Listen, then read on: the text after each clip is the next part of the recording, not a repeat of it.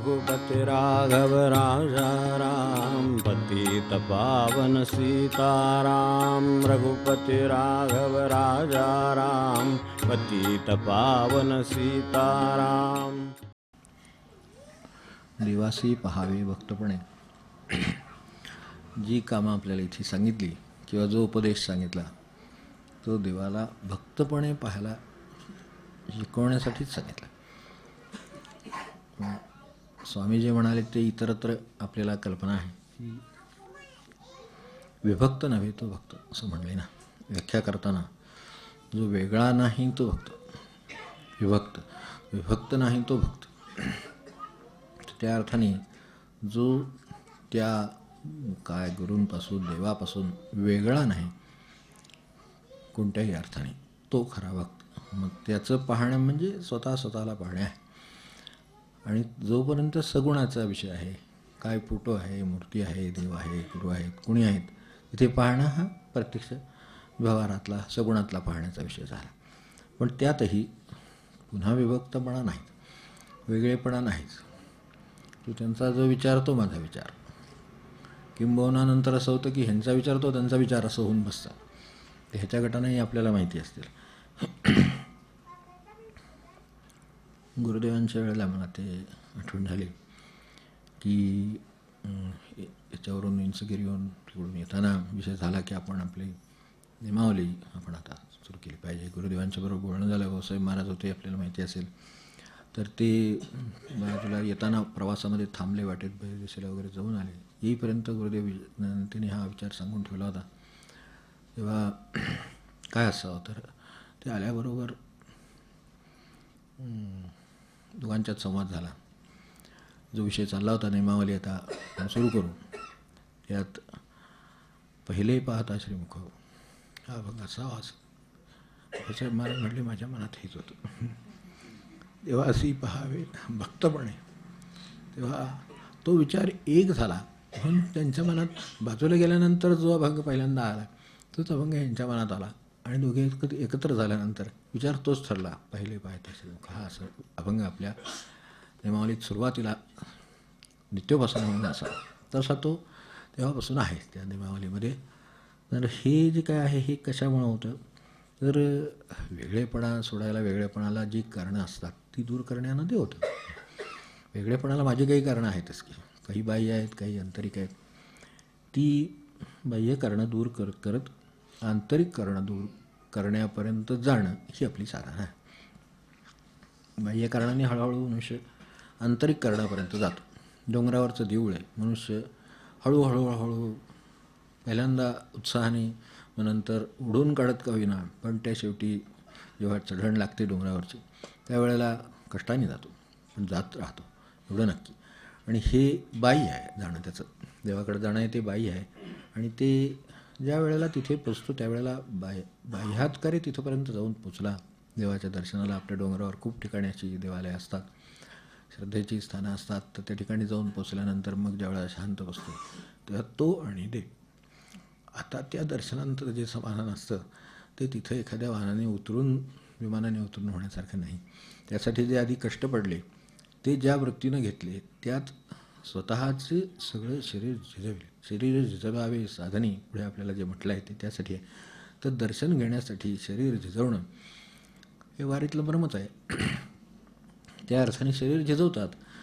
तर मी स्वतः चालताना बघितलेलं आहे की तुम्हाला काय अडचण आहे का, म्हणजे मंदावल्यापर्यंत जायला काय, म्हणजे जर अडचण असली, आता बरोबर आहे त्या वयानुसार त्यांनी ते विचारलं असेल कदाचित त्यावेळेला की काय अडचण असली तर काय तिकिटाला किंवा ह्याला पैसे देऊ का, हे विचारणाऱ्याची भावना आपण समजू शकतो. कनवाळूपणा आहे तो एक प्रकारचा, तो समजू शकतो. मग त्यांना बसून समजावून सांगायला लागलं नाही आमचा हा अशा तऱ्हेचा वारीचा, हा मग ठीक आहे, म्हणजे हे ह्याच्यापेक्षा चांगलं आहे, काहीही अडचण नाही, तुम्ही आनंदाने जावा, महाराज तुम्हाला नेतील. हे जे काही सगळं आहे तेच पांडुरंग नेतो असं तिथे ते सतत वाटत असतं.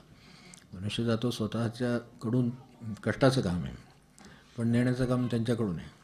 पण नेण्याचं काम त्यांच्याकडून व्हायला कष्टाचं काम मी करावं लागतं ही पूर्वअट आहे. मी आहे इथे बसेन आणि मला ते विमानातून वगैरे ते त्यांचं काम तुकोबांचं वगैरे. आणि ते सुद्धा केव्हा शेवटी सदैव म्हणून. तर बाकी काम आहे ते सगळं असंच आहे. भंडाऱ्याच्या डोंगरावर जायला काही त्यांना काही वाहन ठेवलेलं नव्हतं. जायचं तर तेवढं चालून आणि कष्ट घेऊनच जायला पाहिजे, घाम गाळूनच गेलं पाहिजे. तर इथे घाम गळतो अंगावर. आपण बघितलं असेल तर नेमका तो काळ असा काठावर असतो. कधी पाऊसही आहे, कधी नाही, कधी आहे, कधी नाही. आषाढीच्या वेळेला आपण बघितलं असेल तर आपण तर बघितलं की तिथून येताना आळंदीतून निघताना काय नाही, चांगलं इंद्रायणी दांगोळ करून निघावं. तसंही 17 मैल आहे, अगदी जवळ नाही, म्हणजे मैलाच्या भाषेमध्ये. ते 25 किलोमीटर 24 किलोमीटर झाले. तेव्हा 25 किलोमीटर येताना एक 5-7 किलोमीटर काय वाटत नाही. पहिल्यांदा आपल्याला नेहमी सवय असते, त्यामुळे पहिल्यांदा मनुष्य 5-7 किलोमीटर जातो.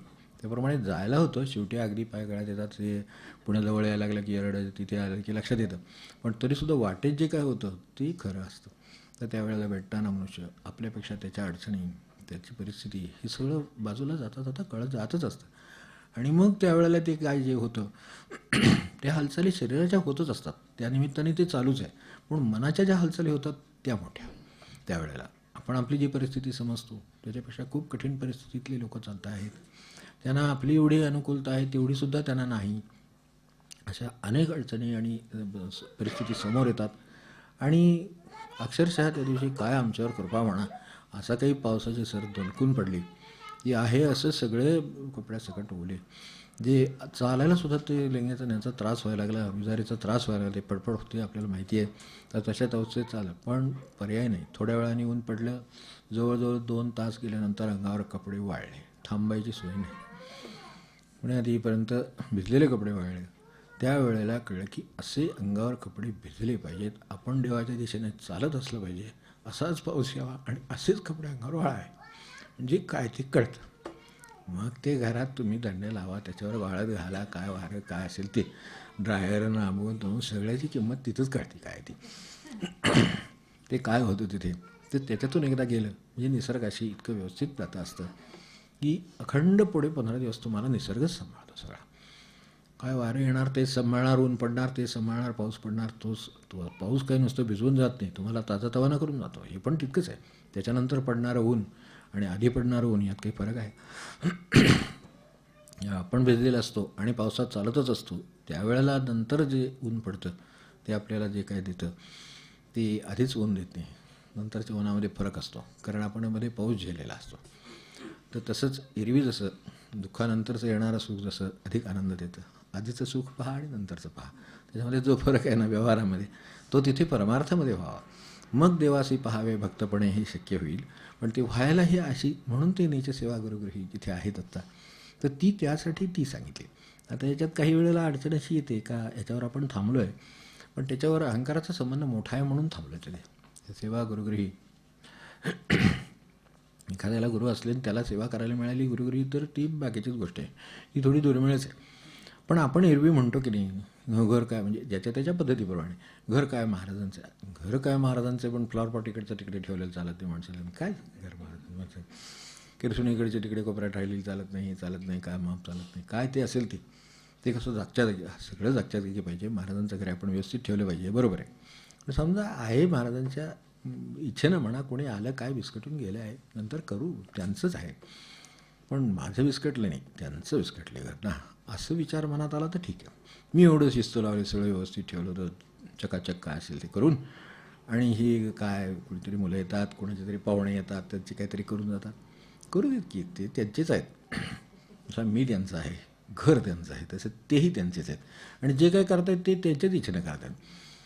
त्यांनी विस्कटून ठेवायचं घर नाही तर काय आपण ठेवणार. मला ते विचारक्षण बरोबर, आपण विस्कटणार आहे, आपण नाही विस्कटणार, म्हणजे नाही विस्कटणार अशी आशा करतो, किंवा निदान विस्कटलं तर नीट ठेवू अशी आशा करू. पण त्यांच्याकडून येणार ती मुलं आहेत, शेवटी बायला स्वभाव आहे, हे खेळणार, उड्या मारणार, हे चालणार, ते त्यांचेच आहेत, त्यामुळं ते करणार तसं. या अर्थाने हे जे सगळं आहे श्रवणाबद्दल सुद्धा सांगितलं, पण आत्ता इथं नाही, पुढच्या वेळा बघू. तर ते सुद्धा त्यांचंच आहे ना. मग आता घर जर त्यांचंच आहे अशी कल्पना करू, तर आणखीन कुठल्या घरीसुद्धा सेवेला जायची काही गरज नाही. तिथं तरी गुरुगृही सेवा करतोय असं म्हणून घरात नाही करता येणार, हे मला सांगायचं होतं, म्हणून मुद्दाम सांगितलं की थोडं राहिलं आहे. थोडं असं आहे, इथं गुरुगृही असेल तर उत्तमच आहे. जे काही घर म्हणून जे काही सेटअप असेल आपल्या भाषेमध्ये आजचा सेटअप, इथे कुठे राहतोय तिथे हे त्यांचं घर आहे. तेव्हा त्यांची वस्तू व्यवस्थित ठेवावी चांगलं, त्यांचा स्वभाव व्यवस्थित करावा चांगला, त्यांचं घर स्वच्छ ठेवावं वगैरे काढावं हे चांगलं. मग आता त्याच्यात नीच सेवा गुरुगृही, आपलं घर गुरूंचं आहे ना, मग त्याच्या ठिकाणी आपली आपली स्वच्छता आपण नीट ठेवली तर गुरुगृहीचा केर काढल्यासारखंच आहे. त्यांचंच वाटलं पाहिजे म्हणजे मग तो केर काढण्यात ती गुरुगृहीचा केर आहे असं वाटेल, नाहीतर ते काम वाटेल.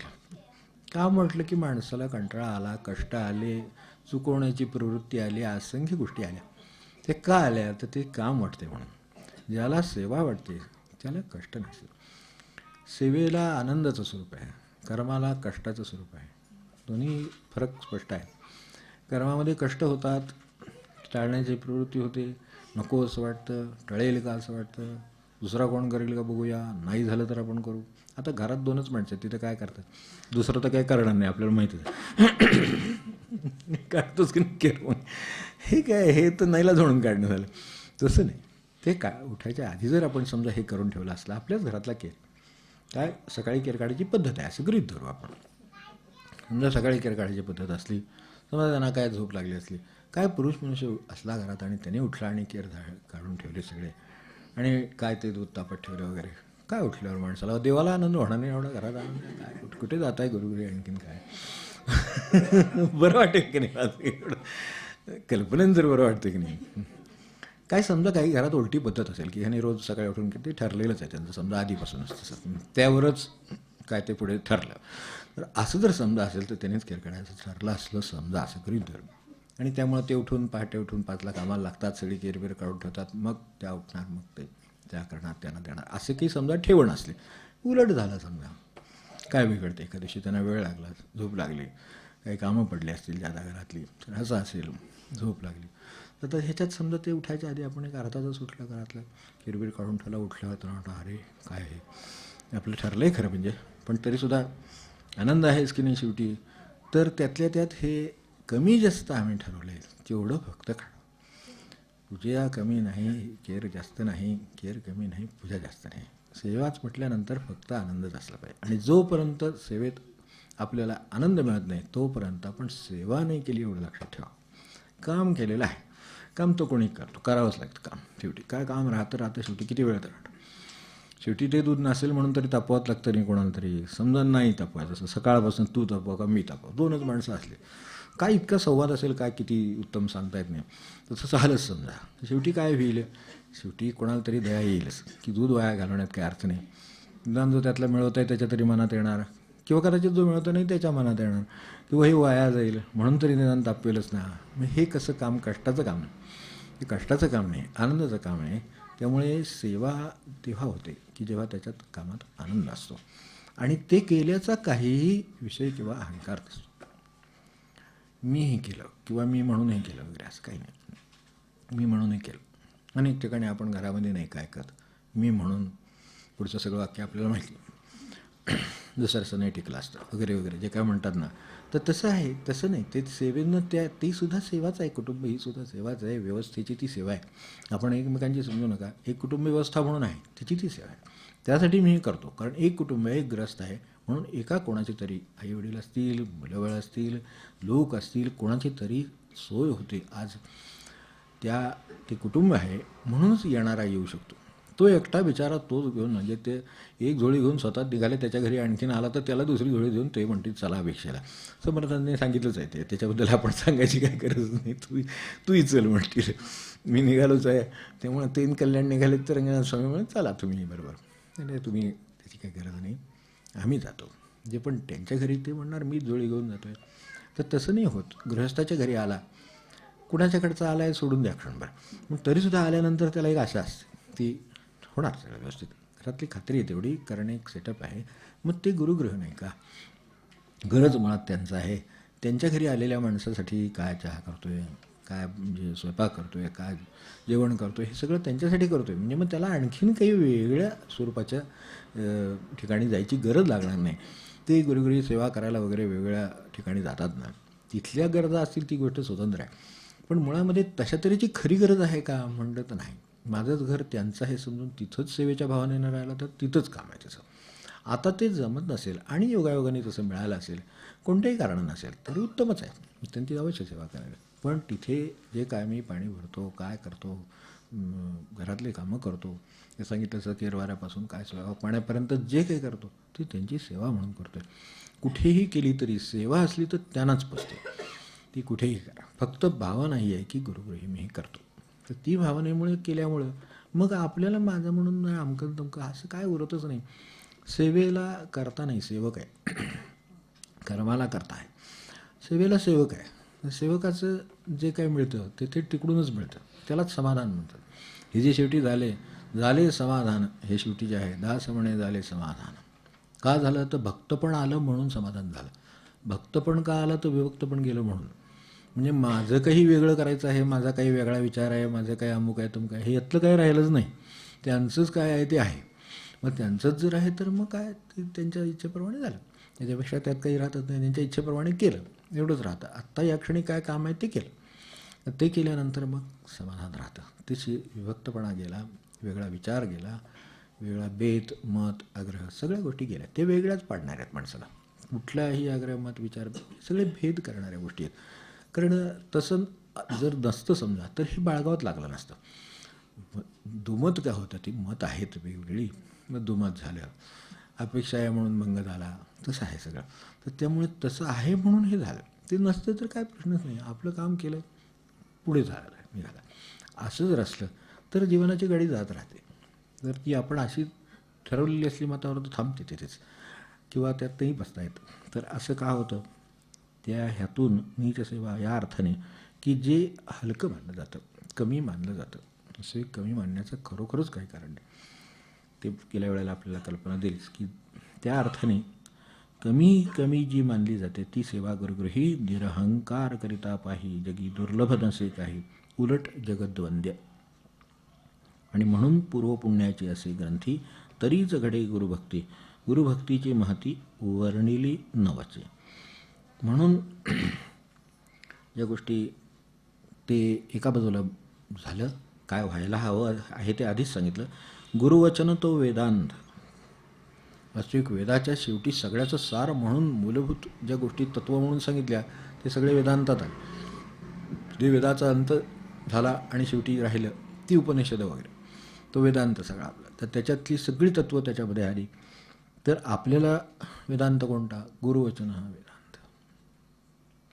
आपण जे बोधवचनं वाचतो, महाराजांच्या चरित्राच्या शेवटी वचनं वाचतो, अनेक सत्पुरुषांची वचनं घेतलेली आहेत, तर ती सगळी त्यासाठी घेतली आहेत की तेवढाच वेदांत आहे. एखादं कामाच्या संबंधी म्हणा, सगळ्या संबंधी आणि कशा संबंधी सांगितलं नाही असं नाहीच. कारण व्यवहाराचा कुठला पैलू त्यांना ज्ञात नाही असं नाही, माणसाच्या मनाचा कुठला कंगोरा त्यांना ज्ञात नाही असं नाही, कशामुळे मनुष्य अडकेल याचं ज्ञान त्यांना नाही असं नाही. फक्त कोणता कशाने अडकेल हे बरोबर सांगतात, म्हणून त्याचा त्याला उपदेश. माताजी म्हणाल्या ते त्याचा त्याला उपदेश तो तेवढ्यासाठी. तर गुरुवचन तो वेदांत, गुरुसेवा हा दादांत, गुरुकृपा तोची सिद्धांत, गुरुपुत्रास. इथे सुद्धा पुन्हा गुरुकृपा तोची सिद्धांत. बाकी आणखीन काय वेगळ्या सिद्धांताची गरज नाही, सिद्ध होण्याची गरज काही नाही. कृपा झाली हेच सिद्धांत, बाकी काही नाही. तेव्हा अंत कशात आहे तर गुरुवचनात आहे. आता प्रस्तुत गुरुशिष्यांचे बंड हा विषय परत सुरू केला. त्याच्यातून काही गोष्टी आहेत त्या आपल्याला बघण्यासारख्या आहे की प्रस्तुत गुरुशिष्यांचे बंड. वाढले बहुत पाखांड, ज्ञाननीती श्रद्धा जाड, एक उणे एक पुरे. तसं निसंदेहतः हे सद्गुरूचं लक्षण आहे. तसं संदेहरहित सद्गुरू, निरहंकारी शिष्यवरू, वेदप्रणीत साधनाचारू, त्रिवेणी संगम अपूर्व. हा खरं सांगायचं तर असा असावं. संदेहरहित सद्गुरू, निरहंकारी शिष्यवरू, ज्ञाननिधी श्रद्धा किंवा आधीच आहे ह्यातलं, वेदप्रणीत साधनाचारू, त्रिवेणी संगम अपूर्व. समुद्रा माझी लवणोदक, धात्री फळ पर्वती देख, चतुरे करिता एक, गोडी होते अपूर्व. ते आवळ्याचं आहे तसं ते तुरटी असतं, थोडंसं आंबटी असतं. ते आंबट तुरट ही स्वच्छ बनवून एक चांगलीच आहे, ठीक आहे. पण त्याच्यामध्ये थोडंसं मीठ असेल तर त्याची गोडी अपूर्व होते, गोष्ट खरी. आवळासुद्धा गोड लागतो नंतर. कशात काय मिसळायचं आहे तसंही आहे. परी सद्गुरू भेटे विरळा, मिळता शिष्य गोवळा मग सर्वही घोटाळा अनेक जन भांबावती. तर यासाठी पुढे आपल्याला महंतीच्या संदर्भातली यादी सांगितली आहे. तर ती यादी लक्षात ठेवण्यासारखी आहेच, पण त्याच्याबरोबर आत्ता जे सांगितलं त्याला लागून असलेल्या गोष्टी कोणत्या आहेत. तर विवेकयुक्त वैराग्य साधन. काल तिथे नेमकं आपलं ज्ञानेश्वरीची तिथे आसक्ती आणि विरक्तीला चालवतो, तेच परत वैराग्याला आलं. विवेकयुक्त वैराग्य साधन साधी अव्यंग ऐसा सच्शिष्य सभाग्य मिळता गुरु संतोषे. त्यांना मिळणारी फक्त एकच संतुष्टीची गोष्ट आहे की जो, आणि पुढे म्हटलं आहे म्हणजे त्याचं नुसतं विवेकयुक्त वैराग्य असं नाही, साधनात सुद्धा व्यंग म्हणजे उणीव नाही. साधनात उणीव नसली की त्यांना आनंद होतो. जितकी उणीव तितक्या गुरूंना असंतुष्ट आहे. ते त्या अर्थाने त्यांच्या जागेवरून कधीच हलणार नाहीत, पण त्याच्या बाबतीत समाधानी असत नाहीत. ह्याचं कारण साधनेत व्यंग म्हणजे उणीव आहे, काहीतरी त्रुटी आहे. त्रुटी असली की त्याचा त्यांना त्रास होतो. महाराज जे म्हणले, माझा मनुष्य कुठेही जर असा असमाधानी राहिला तर मला चित्ताला क्लेश होतात आणि मला ते कळतं बरोबर की हा मनुष्य तळमळतो आहे. तळमळायचं काही कारण नाही, ते आहेत ना, मग ते होणार. तर अशा अर्थाने साधनं साधी अव्यंग. साधन तर कितीतरी प्रकारचं सांगितलेलं आहे. तर त्याच्यातलं समजा आपल्याला नामाचं आहे किंवा आपल्याला काय सेवेचं आहे, कशाचं आहे, तर ते जर बरोबर होत नसलं तर त्यांचं काय होतं ते सांगितलेलं आहे. जर खरोखर ते अभ्यंग या अर्थाने त्यात उणीव नाही, त्यांनी असं आहे, मनुष्य आहे, त्यामध्ये कर्माचा काहीतरी भाग हा अपूर्ण राहतो, ही गोष्ट खरी. पण त्यांनी करताना पूर्ण म्हणून कष्ट घेतले का, त्यानंतर जे निर्माण होतं ते जे आहे ते त्यांना मान्य आहे. त्यानंतर जे येईल ते शिळे सुकलेले पान चालेल, म्हणजे त्यासाठी की ठीक आहे एवढंच शक्य आहे तर तेवढंच. पान ताजं आहे तर ताजं पान शक्य आहे, ताजं फूल असेल तर ताजं फूल शक्य आहे, पण नसेल तर नमस्कारसुद्धा शक्य आहे, तोही त्यांना पुरे आहे. पण ह्यातसुद्धा काही करण्यामध्ये त्याचा सगळा भाव, त्या फुला एवढा भाव त्याच्या त्या नमस्कारात असला पाहिजे. तो जर असला ना तर त्याला त्याचाही आनंद आहे. तो बसल्या जागी नमस्कार देतो त्याचाही आनंद आहे. त्याला काय त्याला भेटावाच लागतो असं काही नाही. पण हे जर तो साधन जर साधी अव्यंग ऐसा सच्शिष्य. आता हे कसं आहे, सभाग्य मिळता गुरु संतोष आहे, ते सुद्धा भाग्यच आहे.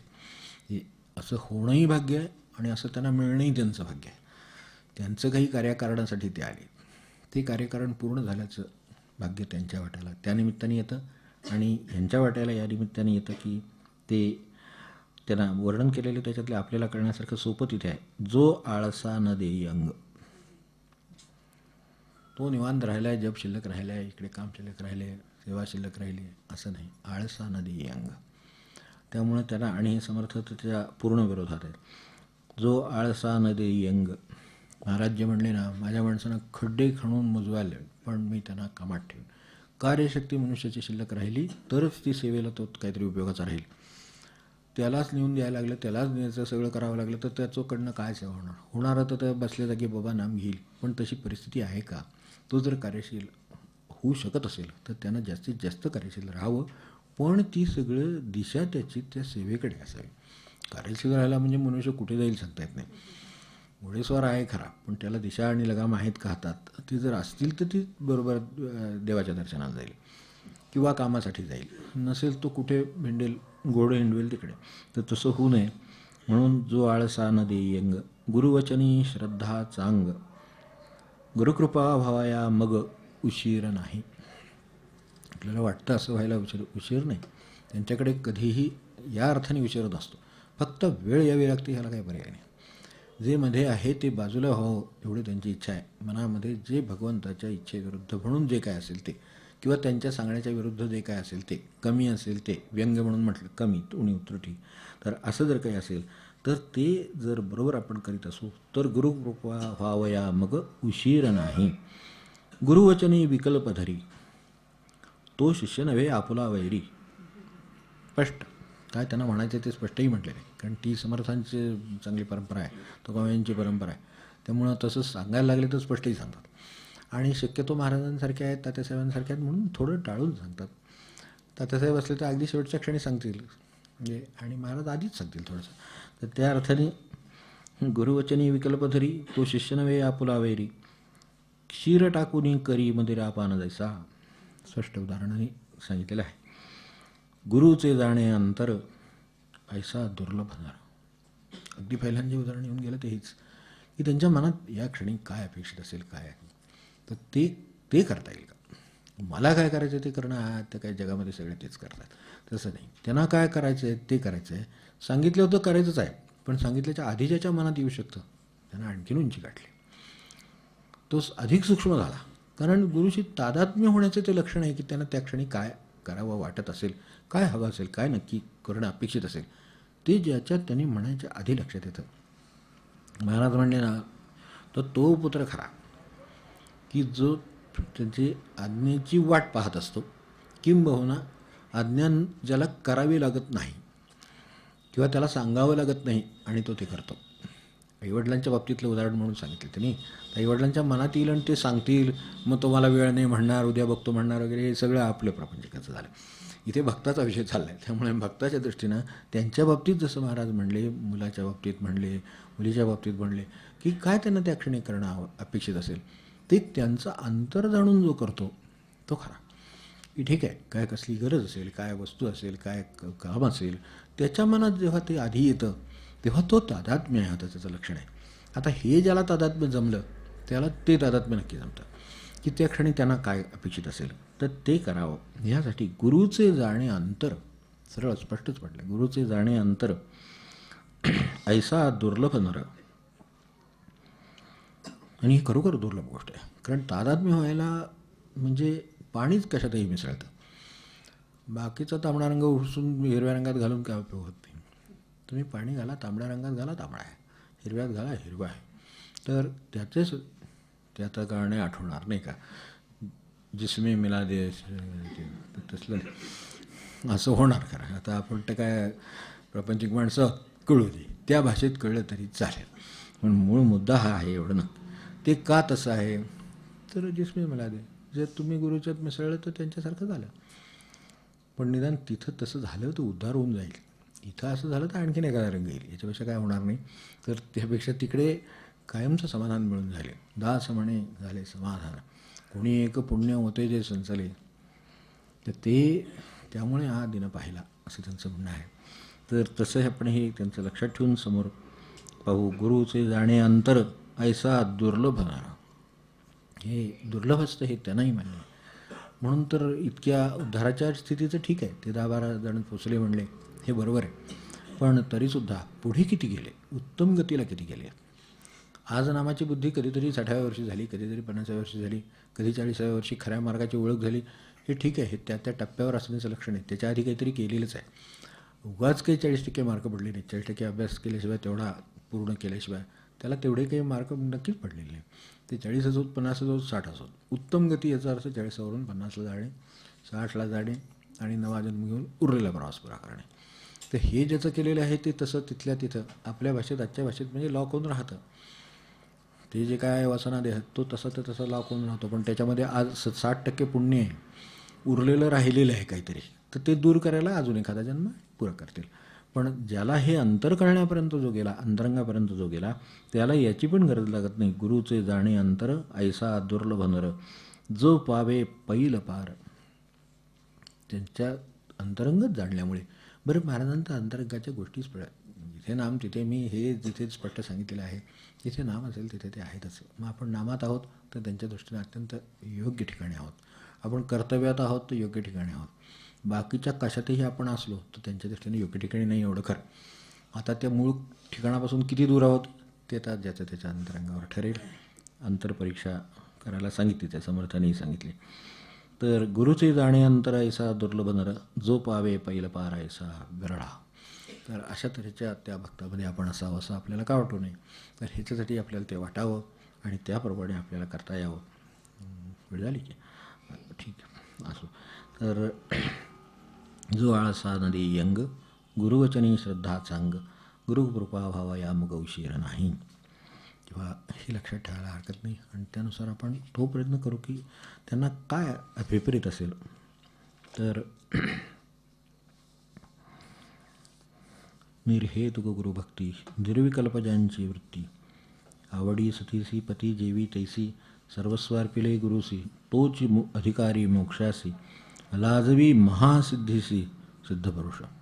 काय महासिद्धी करतील? त्या सिद्धी अष्टसिद्धी महासिद्धीत सगळं सांगितलेलं आहे. त्यांनी काय होईल? तर जी इच्छिलेली वस्तू साध्य होईल. ते कल्पतरूसारखं आणि ह्याच्यासारखं आहे. काहीतरी चुकीचं मागितलं चुकीचं पदरात पडेल. ते त्याच्यापेक्षा हे मोठं आहे. ते कल्याणाचंच फक्त पदरात पडेल. मागा तुम्ही काय. पण सर्वस्व अर्पिले गुरुसी तोची अधिकारी मोक्षासी लाजवी महासिद्धीसी सिद्धपुरुष. गुरुचे करिता गुणश्रवण सर्वेंद्रियांचे करी कान जैसा चातक गेलो. चातकाचा उपमा आपल्याला माहिती आहे म्हणून लक्षात दृष्टांत माहिती आहे. जैसा चातक घे झेलो न मेघोदक. असं काही बाहेर हे नाही ठेवून नाही. बॅरल ठेवला आहे, बाहेर उघडे भांडी ठेवली आहे, त्याच्यात पाणी साठले वगैरे असं काही नाही. चातकाची चोच किती असणार, एखाद्या पक्षाची चोच केवढी असेल, पण मेघातून पडलेलं पाणी अचूकपणे येतं. तेवढंच प्रशन करून त्याच्यावर राहतो. मग त्याच्यासाठी मेघाची वृष्टी होतेच. तशी कृपेची वृष्टी नेहमी होते. फक्त मी चातक असावं लागतं. मेघ कायम आहे. तेवढं आपण असू. एवढ्या आता करून आज थांबूया, कारण आपल्यासमोर इतरही कामं आहेत. सर्वेंद्रियांचे गुरुचे करिता गुणश्रवण सर्वेंद्रियांचे करी काना. हे कशासाठी लागू आहे? दृष्टांत मूळ कारणासाठी लागू आहे. मूळची सांगायची वस्तू ती आहे की गुरुचे करिता गुणश्रवण सर्वेंद्रियांचे करी काना. एखादीशी जे आपल्या भाषेत आजच्या बाहेरचा वारा म्हणतात तसं आहे. तर त्याच्याबद्दलचं त्यांचं एखादं वाक्य, एखादी शब्द, एखादं काय जे घटना, काय जे काय प्रसंग काय असेल तर कुठं काय ऐकायला मिळालं की तो कान टवकारतो. त्यासाठी प्रापंचिक कान वेगळ्या कारणासाठी टवकारले जातात. म्हणून फरक सांगायचा की ते ज्या जसे टवकारले जातात त्या क्षणी कोणाचं काय बरं वाईट काहीतरी की लगेच कान टवकारले म्हणायचं समजा. त्याचा काय संबंध असला नसला तरी मग ते नाही. इथे कुठे टवकारायचे सांगितले ते चातकाच्या दृष्टांताने सांगितले. गुरुचे करिता गुणश्रवण सर्वेंद्रियांचे करी काना. कारण त्या क्षणी त्या गुणाच्या रूपाने एक का होईना पण काहीतरी एक थेंब आपल्याला मिळणार आहे, जो आपल्या नेहमीच्या जीवनातल्या आचरणाशी कशाशी तरी संबंधित आहे. तर तो आपल्याला मिळावा यासाठी चातकासारखा चातक जसा मेघातल्या वृष्टीत त्या थेंबाची वाट बघतो, तशा तऱ्हेच्या गुरुच्या गुणांच्या श्रवणाची जो वाट पाहतो तोच अधिकारी मोक्षासी असं म्हटलं. तर तशा अर्थाने मोक्षाचे अधिकारी व्हावेत अशी प्रार्थना करूया आणि वेळेत व्हावे. आपण थांबू. जय जय रामकृष्ण हरी राम. जय जय रामकृष्ण हरी राम. जय जय रामकृष्ण हरी राम. जय जय रामकृष्ण हरी राम. रामकृष्ण हरी राम. रामकृष्ण हरि राम. जय जय रामकृष्ण हरि राम. जय जय रामकृष्ण हरि राम. रामकृष्ण हरि राम. रामकृष्ण हरि राम. जय रामकृष्ण हरि राम. जय जय रामकृष्ण हरि राम. रामकृष्ण हरि राम. रामकृष्ण हरि राम. जय जय रामकृष्ण हरि राम. रामकृष्ण हरि राम. जय जय रामकृष्ण हरि राम. जानकी जीवन स्मरण. जय जय राम.